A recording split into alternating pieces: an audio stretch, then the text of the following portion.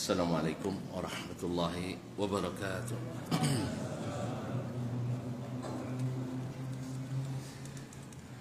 Alhamdulillah, wassalatu wassalamu ala rasulillah wa ala alihi wa sahbihi wa man walah. Asyhadu an la ilaha illallah wahdahu la syarika lah, wa asyhadu anna Muhammadan abduhu wa rasuluh la nabiyya ba'dah. Ya ayyuhallazina amanu taqullaha haqqa taqwah wa raqibuhu fis sirri wan najwa, fa inna ajsadakum 'alan nari la taqwa, fatamassaku minal islami bil urwatil wuthqa wa tazawwadu fa inna khairaz zadi taqwa. Ya ayyuhallazina amanu taqullaha haqqa tuqatih wa la tamutunna illa wa antum muslimun. Kaum muslimin, kaum muslimat yang dirahmati Allah Subhanahu wa taala, yang hadir di Masjid Raya Muhammadiyah Bangkinang ataupun yang menyaksikan melalui media dimanapun berada. Alhamdulillah, nikmat Allah sungguh besar pada kita, dan mudah-mudahan nikmat itu semakin bertambah. Oleh itu mari kita sama-sama menyukurinya. Mudah-mudahan salawat dan salam kepada Nabi kita junjungan alam senantiasa pula menghiasi majlis-majlis ilmu kita, apalagi majlis hadis Nabi alaihi salatu wassalam, karena namanya pasti sering disebut, dan setiap nama yang disebut jangan luput kita mengucapkan salawat dan salam kepadanya. Kaum muslimin dan muslimat dirahmati Allah, doa kita pula untuk para orang tua, ayah dan ibu, para guru, ustaz dan ustazah, buya dan umi, kiai dan nyai, para kerabat, handai tolan dan sahabat, serta kaum muslimin dan muslimat. Mudah-mudahan yang masih hidup Allah berikan taufik dan hidayah, dibimbing untuk sampai pada husnul khatimah. Dan semoga yang sudah mendahului kita, baik yang baru maupun yang sudah lama, Allah berikan limpahan rahmat dan ampunan, sehingga ditempatkan di tempat yang sebaik-baiknya di sisi Allah Tabaraka wa Ta'ala. Khususnya imam kita Muslim rahimahullah, yang pada malam hari ini kita sama-sama mengaji melalui kitab yang diwariskannya ini. Qala rahimahullah ta'ala fi babi sutratil musalli wan nadbi ila salati ila sutra.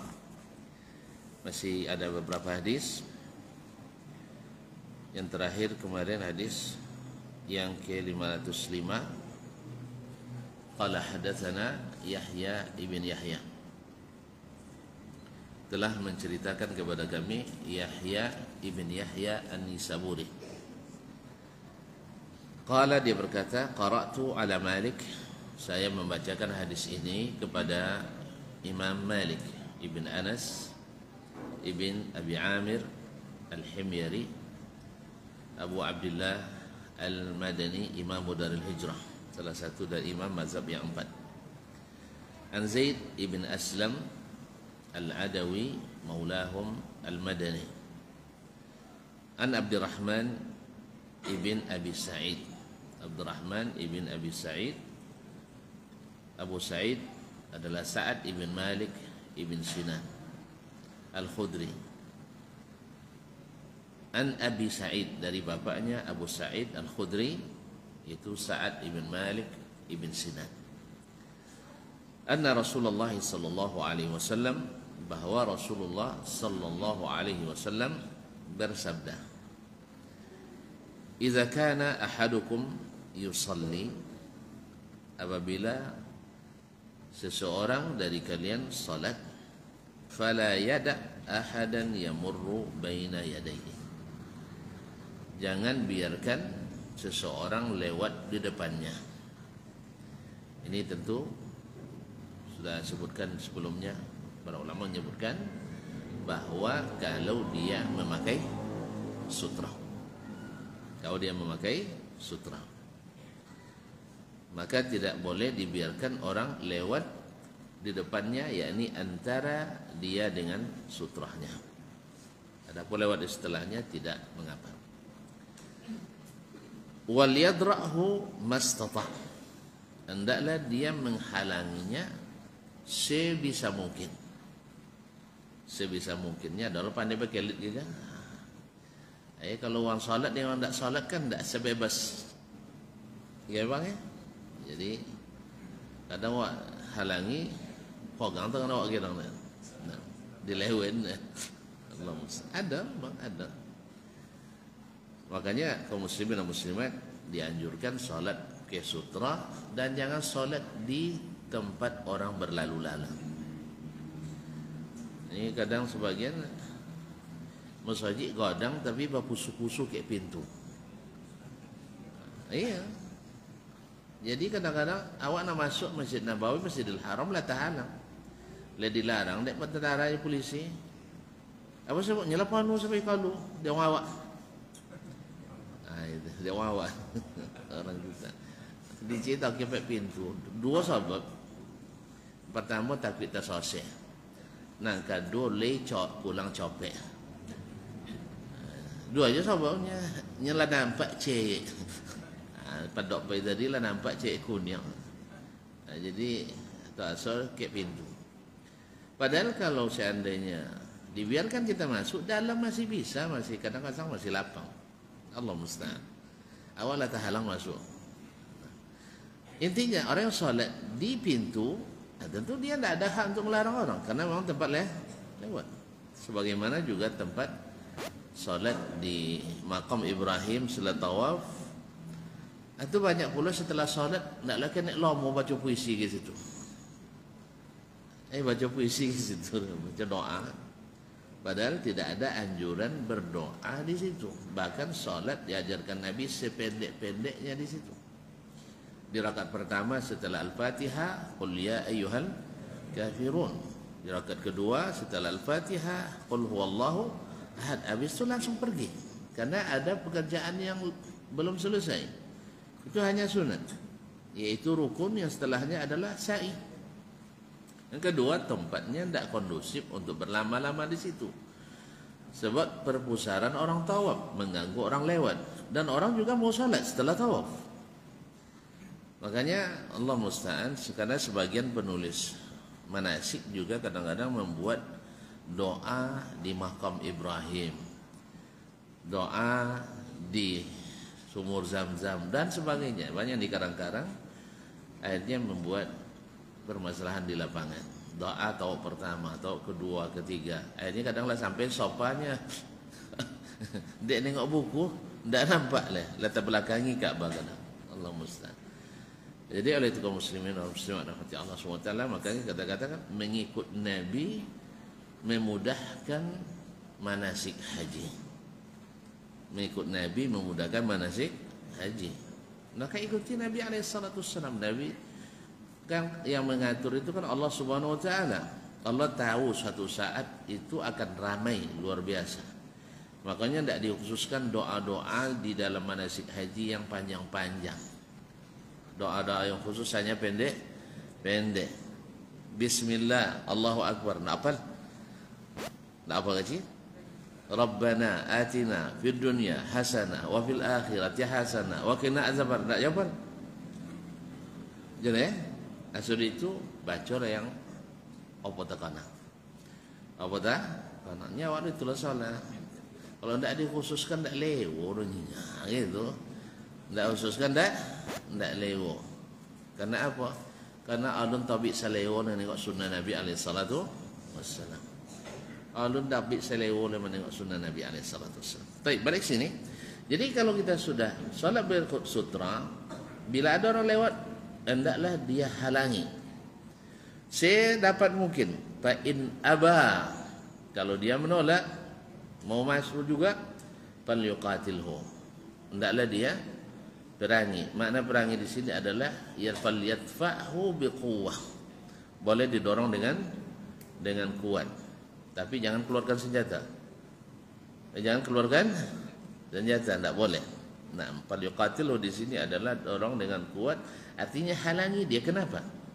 Sebab dia akan merampas hak pahala kita, mengurangi pahala solat kita. Yang kedua, dia sendiri berdosa. Seperti yang akan disebutkan dalam hadis berikutnya, bahwa dia lebih baik menunggu 40 daripada lewat di depan orang salat. Perawi mengatakan saya tidak tahu 40 hari, 40 tahun. Bayangkan, lebih baik menunggu 40, anggap aja 40 jam saja, atau 40 kali salat, atau 40 kali sujud. Lama atau tak? Baik, berarti dosanya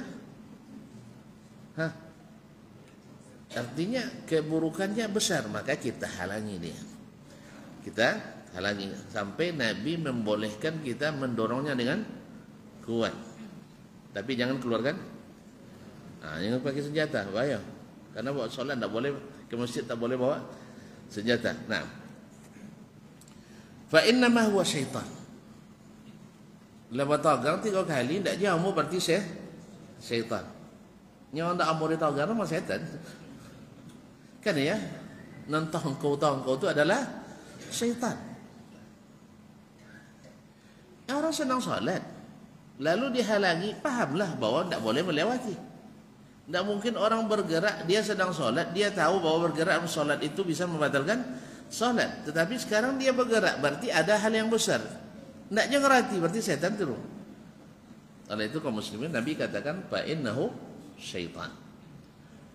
Yaitu syaitan karena dia membangkang, dia tidak mau patuh. Jadi segala yang tidak mau patuh dan membangkang itu adalah syaitan. Nah, bila kita mendorongnya, walaupun para ulama seperti kata Imam An-Nawawi rahimahullah tidak mewajibkan itu, tapi semua ulama sepakat mengatakan sunat tapi muakkad. Sunat tapi muakkad. Sebagaimana juga sutra sunat muakkad, tapi bukan muakkad untuk ditinggalkan. Pindah ke sunnah meninggalkannya. Sebagian ada yang mengatakan, subhanallah, kaum muslimin muslimah, Nabi SAW solat selalu pakai sutra. Lalu ada riwayat satu janggal, jarang, pernah terlihat sekali tidak pakai sutra. Nah, apakah yang sunnah di sini mengerjakan atau meninggalkan? Ini sebagian hendak mengantar umat kepada meninggalkan. Padahal Nabi hanya sekali meninggalkan. Lalu ditinggalkan yang selalu dia kerjakan, dengan alasan pindah dari satu sunnah ke sunnah yang lain. Tapi antum bilang meninggalkan tidak masuk sunnah lah, tidak masuk fi'il dah. Jadi kadang-kadang kita ini istinbatnya lucu, ya, walaupun tidak melucu. Misalnya Nabi SAW selalu menjadikan sesuatu syakhs yang nampak, yang berdiri di depan untuk sebagai sutra. Lalu datang hadis dhaif, kalau tidak dapat selain sutra, tidak dapat sutra, buat garis. Kalau tidak ada sutra, kan itu kata Nabi. Ikut awalnya, tapi yang dipegangnya nak pakai garis tadi juga. Tak perlu nak pakai garis sejadah. Ada garis, ada sutra, sutra. Kalau nak nawu, boleh pakai. Kalau nak nawu, nyebang nawunya. Atas itu bang gila, apalah buat sutra-sutra rujanya. Kan ada buat macam batu nisan, Ustaz Muhammad sebagian. Macam apa tu nisan? Kau batu nisan lah. Tak kau apa-apa, tak batu rumah. Masa situ mana mah? Inyo dak nak buat gaya sekalian ndak ada ni buat tu nisan, batu nisan Pak.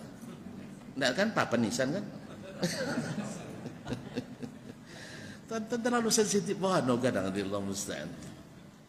Siapa buat tu? Cuba tanya, ada ni yang buat batu nisan tak? Hah? Tak lah kan? Kalau batu nisan biasa batu li nomornya. Ini tagang nak Nabi tapi buat je. Ini tuli-tuli je lah. Nah, nak tahun berapa mati, nak tahun apa, tak ada guna orang itu menulisnya tanggal itu kecuali dalam ilmu. Itu para orang lu mungkin. Tapi kalau untuk dari sisi pahala dosa, kalau di lompat mati tak pernah tak dosa orang. Ya, dosa dia mak. Dan apa lagi tanggal lompat mati kini? Dosa dia? Hah? Kecuali aman perawi hadis itu ya dia.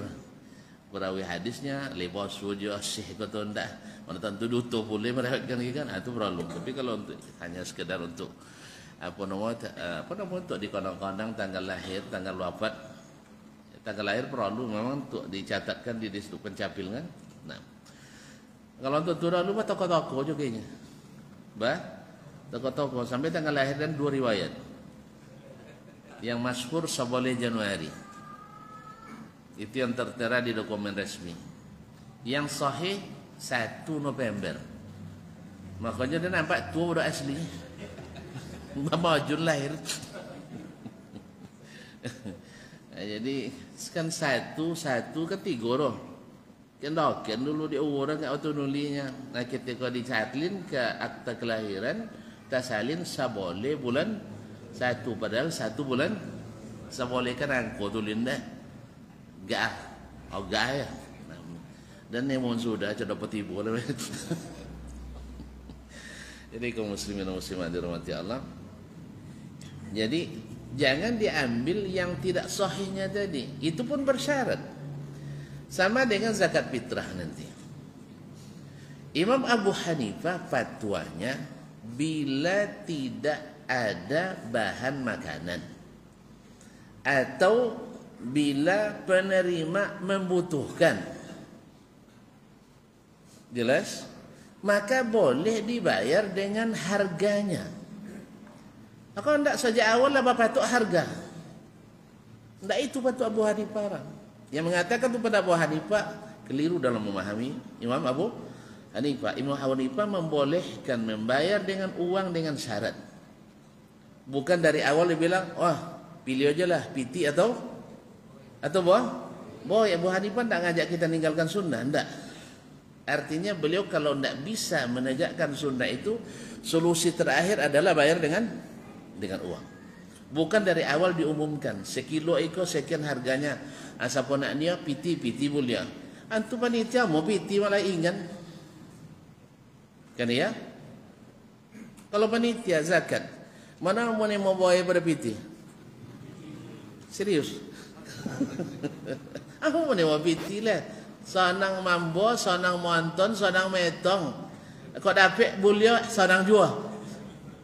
Padahal ambil zakat fitrah tidak ada ambil. Kalau nak digaji, gaji dari operasional masjid. Itu khusus untuk fakir miskin. Tak ada rezeki ambil di situ. Itu nak kandang jual. Jadi yakini siapa nak jadi ambil zakat fitrah, tidak bagaji. Sukarela. Kalau nak bagaji jual, minta di uang pembayar zakat dulu. Tak bukan beda ustaz. Nonton tempat lain dia. Jalan ton dah. Nya taklah wajib buat banyak mengumpulkan zakat fitrah. Ini masalahnya kaum muslimin, kewajiban bayar itu adalah orang berzakat itu. Sudah itu semua uang, itu nak gratis saja. Kau wangi contoh kat dalam. Dia suruh kau jual helok wangi jika awak.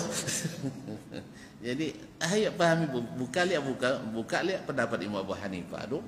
Kaji lihat kalau ndak ada ni itu sebab Imam Abu Hanifah menggambarkan orang kadang musafir ndak ada di negerinya. Datang yo. Kan ndak membawa lagi wong kira. Atau untuk makan aja ada ndak ada untuk zakat nah. Yang ada piti, bayun pitin. Atau ndak sampai Bali. Jalan Putri di Sumbar ndak sampai boya solok kami dah. Awak nak diben piti apa boya awak ndak lah makan anak yayo orang. Ente pasal bah ben Itu maksud Imam Abu Hanifah. Atau memang penerima butuh duit. Wak boy banyak boy doman ceginya. Tak jadi musikin banyak boy doman, tak jadi musikin. Jadi baik. Aku nak menjampitinya baik piti. Kalau kan banyak doman kan tak musikin lah. Ini kan untuk orang musikin. Kawasan di rumah le 2 gani. 2 gani 1 kilo. Awak di rumah 2 gani 10 kilo. Tu kayak nyok bayun. Salah bayun. Nah, jadi kaum muslimin kalau ndak ni oleh boy nak dia pitinya tu okok dah tu. Ai hati. Apalagi dah gaya awak ke. Zakat fitrah tu dimakan, bukan tu diisak. Jalan. Kalau asok-asokan jadi tu diisak dia jadi ben zakat fitrah kayaknya. Dah. Makanya boleh boy. Asal itu kau nak dijual ianya boleh. Fahamnya? Kau nak dijual ianya boleh. Malah pandai kan. Masjid kau dapat leh 10 kilo. Nanti situ 25. Si kau mau 10. Tak kumpul segani kadang rumah kan. Atau binti tak ada jual. Segani banyak itu tu pak. Segani 2 juta setengah nak. Iya 1 kilo 2 juta setengah kan. Dia setengah dapat 1 juta. Bapa selawakor. Mana nak? Jadi kaum muslimin. Jangan awak melanggar aturan sunnah dahulu gara-gara fatwa yang salah kita memahaminya. Mohon maaf kaum muslimin dan muslimat. Banyak fatwa-fatwa ulama itu salah paham kita. Imam Ahmad mengatakan pahala yang dikirim, artinya pahala baca Quran, kita hadiahkan kepada orang yang sudah meninggal. Menurut Imam Ahmad boleh. Bajadin dalil untuk menuju ai. Padahal Imam Ahmad berfatwa pantang menuju ai. Termasuk adat jahiliyahnya. Tu apa sangkan fatwa Imam Ahmad tu kojonan dilarang dainya. Di situ keliru lagi. Kamu juga dengan memahami melafazkan niat dalam solat, menjaharkan lafaz niat dalam solat. Imam Syafi'i salah lagi memahami sebagian, diikuti oleh kebelakangan. Imam Ahmad memaksudkan memulai solat mesti dijaharkan. Memulai haji dan umrah dijaharkan boleh, tidak jaharkan sah. Apa makna memulai umrah? Apa nyawa? Labbaik Allahumma umrah. Haji labbaik Allahumma hajjan. Dilafazkan sah, tak dilafazkan sah. Artinya lemah itu sebut labbaik Allahumma umratan sah. Tapi kalau solat wajib dilafazkan. Apa yang dilafazkan orang mulai solat? Allahu Akbar. Andainya seorang solat tidak dilafazkan dia Allahu Akbar, tidak usah solat. Itu maksud Imam Asy-Syafi'i rahimahullah. Apa tu beza? Sebab takbiratul ihram rukun. Membaca labbaik Allahumma umrah bukan rukun. Itu maksud Imam Syafi'i. Ada dulu ulama Syafi'i, Abu Abdillah Zubairi salah memahami itu. Sabunnya talaffudzu bin niyah. Sebab ia menganggap labbaik Allahumma hajjan itu niat. Dikiaskan kokian. So itu diikuti ulama-ulama belakangan. Mana yang sadar kesalahan itu diingatkan dalam buku-buku mereka. Mana yang tidak tawin je lah nang. Contoh apa tiba ni. Contoh apa tiba. Sehingga kadang-kadang kalau tidak dilafazkan apa namanya, tidak diucapkan usalli, dah mau salat jawab. Apa sebab usalli tidak baca tadi dia. Sampai ada nak mau ulang salat dia. Apa ulang salat dia bang? Lupa usalli tadi ustaznya. Duduk dulu ya. Apa dah abangnya dan mau ulang salat yang sudah sah haram bi ijma'il ulama. Salat kalau sudah sah itu tak boleh diulang. Dia buat nak berdosa. Tak tentu dia. Kalau sah tak ada pembatalnya dah. Walaupun tak khusyuk. Makanya tu dia usahakan khusyuk nak dia menyasih. Makanya belajar dulu sebelum dikojong. Nah, jadi misalnya Allahu Akbar atau pikiran ke mana-mana tiba Assalamualaikum bos ada salat dan cekonya misal. Iya kan? Sah salat enggak? Sah. Temo anti lu. Apa pula cara? Allah ndak kan tah temo dia orang lalai hati dia kan. Tapi sah salatnya. Apa sebab? Dari takbiratul ihram sampai salam ikut imam tahu.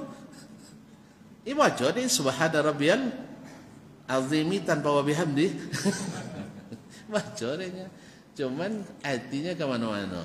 Sah salat. Boleh diulang? Enggak. Haram. Nah. Jadi kaum muslimin dan muslimat dirahmati. Kembali kepada masalah kita. Maka apa tadi?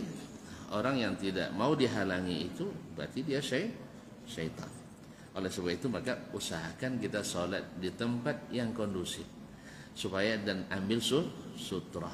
Jangan ambil dalil-dalil yang lemah-lemah atau sesuatu yang dikerjakan oleh Nabi sekali untuk mengatakan bahwa boleh ditinggalkan. Bukan itu suruhan Nabi. Kalau ditanya tadi lah beberapa hadis katakan disuruh pakai sutrah. Lalu sekali beliau laksanakan. Walaupun hadisnya diperselisihkan. Wallahu musta'an. Macam itu kalau lama-lama macam itu dia yang paling lama. Makanya kalau ndak ada sutra lawak cai memang ada lo kayak masuk ke salat kuin mancing ndak ada sutra Nabi aku risi lah dolo ampli dete. Nah kon nyalin tuluk dah lurah kan ya. Nah ambil meja lapon buat bang dete ndak nyusun itu lo dah lo akhirnya. Maka ada solusi lain seperti kata Imam Nawawi rahimahullah, yaitu tempat yang aman tidak orang melintas. Walaupun tak pakai sutra. Karena Nabi pernah salat atau diriwayatkan pernah salat tanpa sutra, tapi itu bukan sunnah yang dianjurkannya. Jangan dikatakan pindah dari satu sunnah ke sunnah yang lain. Baru dikatakan sunnah ke sunnah yang lain. Nabi sering tak pakai sutra, kemudian sering juga pakai sutra. Iya. Tapi selalu pakai sutra. Dinampak sekali tak pakai sutra. Sunnahnya apa itu? Pakai sutra atau tidak pakai sutra? Pakai sutra. Tidak dianggap pindah dari sunnah ke sunnah yang lain. Misalnya Nabi selalu minum toga, ya. Nabi selalu minum berdiri. Hah? Duduk. Direwatkan sekalinya ketika haji wada dekat sumur Zam-Zam minum Zam-Zam sambil berdiri. Sekali diriwayatkan. Berarti sunnah Nabi minum berdiri. Hah?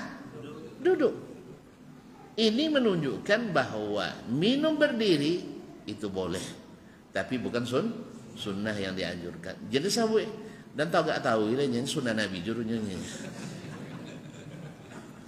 Ini yang kadang-kadang yang lucu yang tidak melucu itu. Allah musta'an. Lucu yang tidak melucu. Ini tidak melucu tapi lucu. Nabi sering pakai sutra.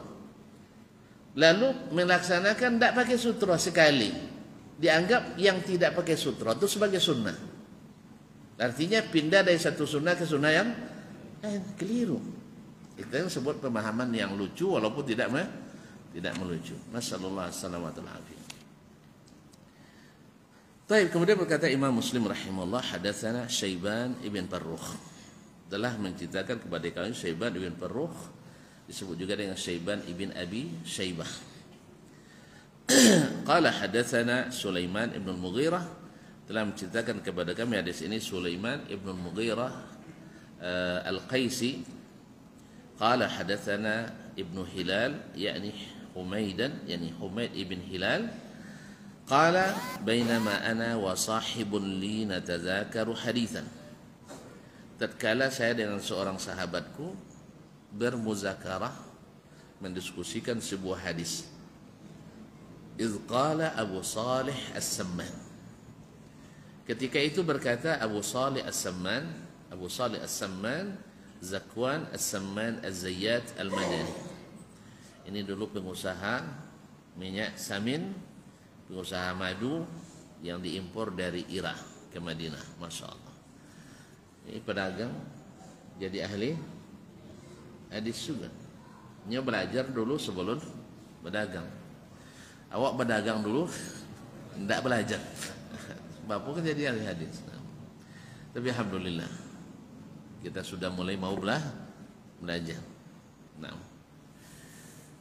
Jadi ana uhadditsuka ma sami'tu min Abi Sa'idin. Saya akan ceritakan kepadamu apa yang aku dengarkan dari Abu Sa'id. Yaitu Abu Sa'id Al-Khudri, Sa'd bin Malik bin Sinan, salah satu dari sahabat yang banyak berikan hadis dari Nabi alaihi salatu wassalam. Wa ra'aitu minhu, dan aku lihat langsung daripadanya. Qala, dia berkata, bainama ana ma Abi Sa'idin yusalli yaumal jum'ati ila syai'in yasturuhu minan nas. Ketika saya bersama Abu Sa'id sama-sama salat pada hari Jumat, ila syai'in yasturuhu minan nas, yaitu dia salat menghadap ke sesuatu yang menjadi sutrah, pembatas antara dia dengan orang yang lewat. Izja'a rajulun syabun min bani Abi Mu'aid. Tiba-tiba datang seorang anak muda dari Bani Abi Mu'aid. Arada ayyajtaza baina yadayhi, ingin lewat di depan Abu Sa'id. Ingin lewat di depan Abu Sa'id. Pada pa'a binahrihi, lalu dia halangi persis di bawah lehernya. Nahar itu di sini. Maka disebut menyembelih itu dengan nahar. Sini. Dia halangi dari fi nahrihi. Panadhara. Nengok dihalangi itu dia mandang. Ini biasanya orang terpandang nih. Kalau suka mandang berarti orang terpandang. Panadhara falam yajid masagan. Kemudian dia melihat, lalu tak dapat jalan lewat kecuali di situ.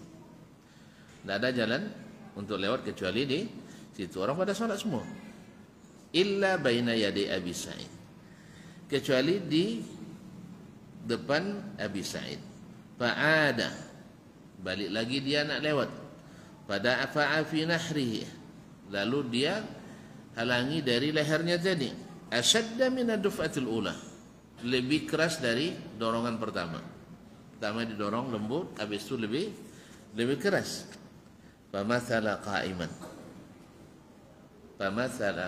lalu dia berdiri sebentar. Wanala atau fanala min Abi Sa'id, lalu dia membicarakan Abu Sa'id, artinya mencemooh atau menghina Abu Sa'id. Nala minhu, yani dia hinakan. Nah, ngapalah pak ganya salat dosa tulang-tulang gitu, karena dia mungkin tak berilmu. Fanala min Abi Sa'id, maka dia menghina Abu Sa'id dengan kata-kata, mencacinya. Thumma zahaman nas, kemudian dia lewat di tengah keramaian orang yang sedang salat. Fa kharaja, lalu dia keluar pada khala ala Marwan, keluar dari masjid dan masuk menemui Marwan Ibnul Hakam. Adalah seorang pemimpin Bani Umayyah, Marwan Ibnul Hakam. Waktu itu dia gubernur di apa? La ilaha illallah. Di mana sih? Di Mekah. Nah. Di Madinah. Fasyaka ilaihi, lalu dia adukan orang itu kepada Marwan. Waduh kayak gubernur. Langsung ngadu kan. Nah. Ini orang salah kan pengadu. Orang berbuat salah ke suruh pengadu. Fasyaka ilaihi ma laqi, dia adukan apa yang dia hadapi dengan Abu Sa'id. Qal, perawi mengatakan wa dakhala Abu Sa'id, yani Abu Saleh As-Samman mengatakan, lalu Abu Sa'id masuk ala Marwan, menemui Marwan pula. Faqala lahu Marwan, lalu Marwan mengatakan kepadanya, malaka wal ibni akhi ja'a yashkuk, ada apa dengan engkau dan anak saudaramu? Dia datang mengadukanmu kepadaku. Faqala Abu Sa'id, Lalu artinya kenapa kok bisa terjadi seperti itu? Lalu kan tentu dia ceritakan bagaimana. Awak nak lewatnya tengah solat apa tulang-tulang adanya kan itu. Nah, tetap tersinggung dia. Faqala Abu Sa'id, lalu Abu Sa'id menjelaskan alasannya. Sami'tu Rasulullah sallallahu alaihi wasallam yaqul, saya mendengar Rasulullah SAW bersabda, "Idza shalla ahadukum ila syai'in yasturuhu minan nas." Apabila seseorang salat memakai sutra yang membatasinya dengan orang lewat, fa arada ahadun ayyataza baina yadayhi, lalu ada orang yang ingin lewat di depannya, falyadfa fi nahrihi, hendaklah dia mendorongnya di lehernya. Nanti dalam hadis juga disebutkan Nabi SAW lewat syaitan di depannya, dicekik lehernya oleh Nabi alaihissalatu wassalam. Laula da'watu akhi Sulaiman la amsaktu bihi wa rabattu fi ihda sawarir masjidin Madinah. Kalau bukan karena ingat doa saudaraku Nabi Sulaiman alaihissalam, wahab li mulkan la yanbaghi li ahadin min ba'di, berikan saya kerajaan yang tak diberikan kepada seorang pun setelahku. Di antara yang dimiliki oleh Nabi Sulaiman, seluruh jin dan syaitan jadi anak buahnya. Syaitan tunduk kepada Nabi Sulaiman dengan iznil wahidil ahad. Nah ini tidak dimiliki kecuali oleh Nabi Sulaiman. Jadi kalau ada orang sekarang memelihara jin, sebenarnya dia yang jadi korban jin. Wa inna rijalan minal insi ya'udzuuna birijalin minal jinni fazaduhum rahaqa. Segolongan manusia minta bantuan segolongan jin, jin itu semakin mempersulitnya. Kau tak percaya, siapa punya jin sih kau? Ya dan nak tanya. Nya tak waswa dan bawang meliawat jin kecuali usak agama. Tak ada dah. Pasti usak agama. Itu dah nak tanya ada meliawat jin tak? Tak ada ngaku ni. Kenapa nak ada di majlis ceramah sabun ni? Kan datang jin lagi, sebentar lagi dia datang. Awak lawa tiba kan. Sudah itu dah hapik lembut dutur. Ni cerita dutur, mama dutur je hasil. Hilang kisah jin datang. Ya, tak apa ni alasan waktu itu. Takut awaknya. Kau takut. Entah dek nak boleh situ kan abang lah. Ni kau datang nak takut je orang enggak ni. Kau datang mungkin takut je orang enggak ni kan. Tapi awak Cina bono nengok ke iyo. Kau ke iyo sama kini mengklaim bos wajo Nabi bisa deh. Mau bodayannya dan bertanya ke iyo. Ya Rasulullah lapui kami lapone kami babanta. Kulo bid'atin dalalah rulai batuin dah. Iya kan? Batuin dak kulo bid'atin dalalah. Ceramah ustaz kau. Ndaknya macam itu. Ceramah ustaz kau. Iya macam itu. Mana nak buat tu? Sudah itu jemaah tak sudah itu lah. Ndak liamu pun tanya itu lah. Dibuat cita-cita lain deh. Masuk surga tiai je. Panik masuk surga. Ada lotang surga panik. Dah ada cita dah. Kalau panik masuk surga berarti di jembatan Cawang tu. Atau di TPA, tempat pembuangan akhir sampah. Tak ada cita. Kalau paniknya pada di surga, tak surga dah. Tapi dikicau dia syaitan. Allah musta'an. Makanya dan Cina bono orang yang bisa baca selawat dia tu wasuju Nabi langsung dan Cina dan ada asli. Saya mau ikut. Tapi saya akan bertanya waktu itu. Ni kau nampak yang pontang bono babanta atau dia. Iya kan? Sawangku duduk bantah je loh. Tahu kira itu. Batu kullu bid'atin dalalahnya Rasulullah. Setiap bid'ah itu sesat. Atau ada sebagian bid'ah yang tidak sesat. Kau tanya kayaknya. Kalau adanya sebagian bid'ah tidak sesat, insya-Allah suagi dan umumkan. Tidak, waktu itu sekali di jadwal langsung umumkan, langsung ada bid'ah hasanah. Apa lupa ya kecil awak?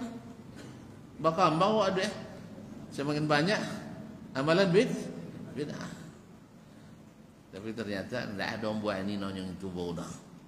Ini kalau tonyong mereka pasti Nabi sawit. Ini ngerti lah berkali-kali tiap Jumat dan sawit kullu bid'atin dalalah tu ndaknya pahamnya. Karena wangi dan lainnya. Nya hampir setiap Jumat Nabi membaca khutbatul hajah.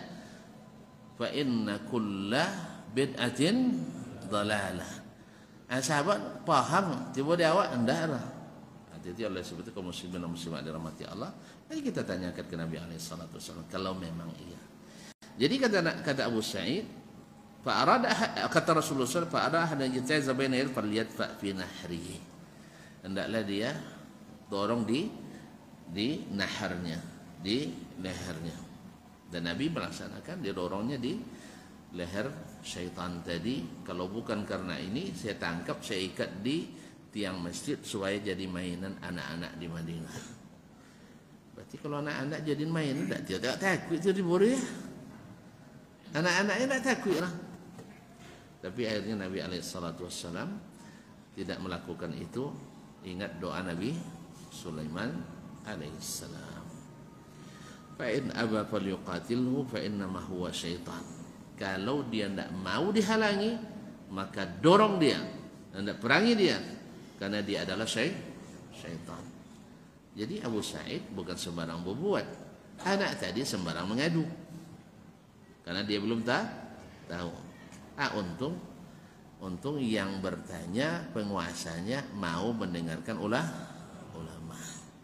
Nampaya penguasa nan tak kicu deh pembisik-pembisik yang membusukkan itu. Allah musta'an. Maka kita mengharapkan kalau ada yang mengadu-ngadukan, hendaknya harus ada klarifikasi sebelum menjatuhkan suatu keputusan. Karena kini banyak tukang adu bodoh dan tukang nasihati lah. Dan tukang adu lebih banyak daripada yang tukang nasihat. Allah musta'an. Masuk waktu sih.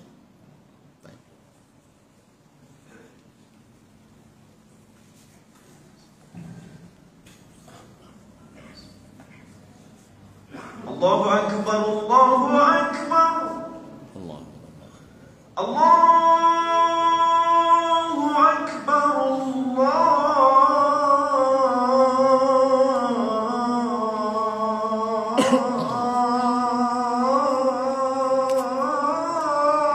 Akbar.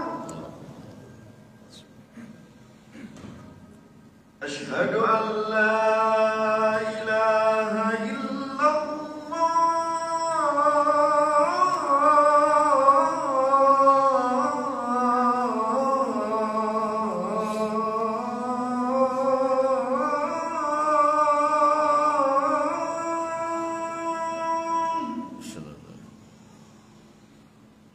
أشهد أن لا إله إلا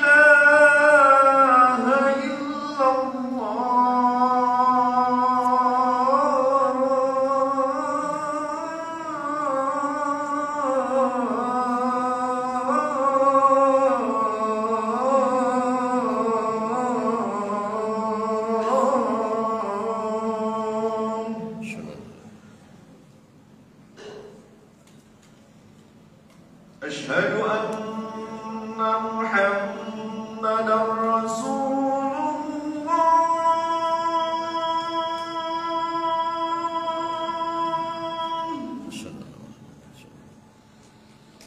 أشهد أن محمدا رسول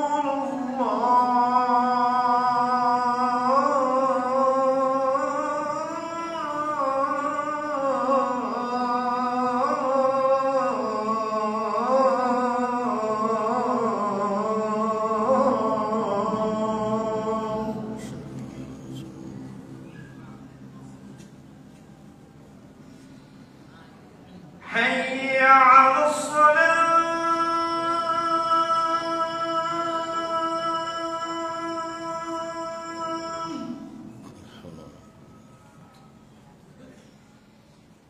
حي على الصلاة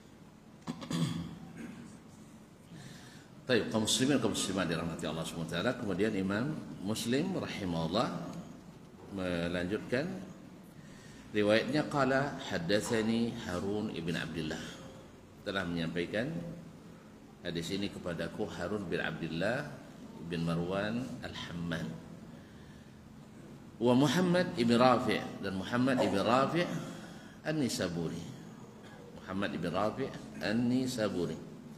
Qala, keduanya berkata, haddatsana Muhammad ibn Ismail ibn Abi Fudaik, telah menceritakan kepada kami Muhammad ibn Ismail ibn Abi Fudaik, dikenal dengan Ibnu Abi Fudaik, Ad-Dhahhak ibn Utsman, dari Dhahhak ibn Utsman, itu Ad-Dhahhak ibn Utsman ibn Abdullah ibn Khalid ibn Hizam al-Qurashi al-Hizami, an Sadaqah ibn Yasar, dari Sadaqah ibn Yasar al-Jazari al-Makki, an Abdullah ibn Umar, dari Abdullah ibn Umar bin Khattab Abu Abdurrahman al-Adawi, salah satu dari 7 sahabat yang paling banyak berikan hadis dari Nabi alaihi salatu wassalam, dan salah satu dari al-Abadilatul Arba'ah, dan salah satu dari 4 Abdullah yang merupakan ulama-ulama besar sahabat dari kalangan junior. Anna Rasulullah sallallahu alaihi wasallam qaal, bahwa Rasulullah sallallahu alaihi wasallam bersabda, "Idza kana ahadukum yusalli," apabila seseorang salat, "fala yada' ahadan yamurru baina yadayhi," jangan biarkan seseorang lewat di depannya. Fa in aba falyuqatilhu, kalau seandainya dia tidak mau dilarang, maka hendaklah dia memeranginya, artinya melarangnya dengan keras. Fa inna ma'ahul qarin, karena orang ini bersamanya ada qarin, yaitu syaitan tadi, yaitu syaitan, ada yang menyertainya, itu syaitan. Karena syaitan memang suka merusak ibadah kita. Syaitan suka merusak ibadah kita. Azan dikumandangkan, dia lari, ya, habis itu balik lagi. Qamat kumandangkan, dia pergi. Pas salat dia datang lagi, maka dia datang lagi. Makanya jangan biarkan ada celah-celah di antara kita dan saudara kita. Kata Nabi, la tatrukul furuja lisyaitan, jangan tinggalkan celah-celah sab untuk syaitan. Ada seorang kiai bilang, baguslah syaitan ikut salat sama kita. Subhanallah, syaitan salat sama kita tidak membaguskan salat, tapi merusak salat. Tidak ada aja tempat, bisa juga bisik sama kita, apalagi ada dikasih tempat. Maka syaitan jangan dibagi tempatnya, jangan diberikan, jangan dikasih kursi. Kalau syaitan dikasih kursi, rusak kita semuanya. Allah musta'an. Ma'asyil kiram dirahmati Allah SWT, fa inna ma'ahu al-qarin, karena bersamanya adalah qarin. Maka rapatkan sab, jangan biarkan ada ruang-ruang untuk syaitan berdiri mengganggu salat kita. Qala haddatsani Ishaq ibn Ibrahim, kemudian Imam Muslim mengatakan telah menceritakan kepadaku hadis ini Ishaq ibn Ibrahim, itu Ishaq ibn Ibrahim ibn Makhlad al-Khurasani,